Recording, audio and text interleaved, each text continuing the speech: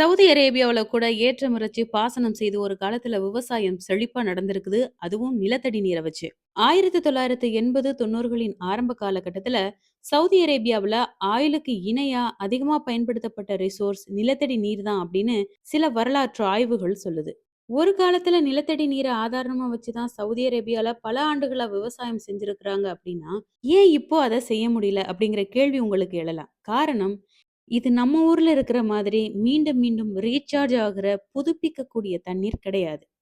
பல ஆய்வுகளோட அடிப்படையில இந்த நிலத்தடி நீர் 10,000 முதல் 30,000 ஆண்டுகளுக்கு மேல சவுதி அரேபியா பசுமையாக இருந்த காலகட்டத்துல இயற்கையாகவே பூமிக்கு அடியில சேகரிக்கப்பட்ட நீர்.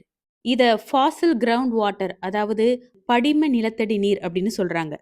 லண்டன்ல உள்ள எஸ்ஓஏஎஸ் அப்படிங்கிற அமைப்பு 2004ஆம் ஆண்டு ஒரு ஆய்வு மேற்கொள்றாங்க. அதன் அடிப்படையில 80% நிலத்தடி நீர் ஏற்கனவே தீர்ந்து போயிடுச்சுன்னு சொல்றாங்க. இந்த படிம நிலத்தடி நீர் இன்றைக்கு பெய்யக்கூடிய மழையால பிராக்டிகலி ரீசார்ஜ் ஆகாதுன்னு சொன்னேன்ல. காரணம், சவுதியில மழை அளவு ரொம்பவே குறைவு. இந்த நீர் எல்லாமே 300 முதல் 1000 மீட்டர் ஆழத்துல இருக்கு. அதுக்கு மேல அடுக்கடுக்கான பாறைகள் இருக்கு. அதனால பம்ப் பண்ணி எடுக்கிறது ரொம்பவே சிரமம். அதுக்கும் மேல செலவும் ரொம்ப அதிகம். இந்த நிலத்தடி நீர் இன்றைக்கும் குறைந்த அளவுல விவசாயம் நடக்கக்கூடிய பகுதிகள்ல ஆழத்துல அமைதியா புதைந்திருக்கு.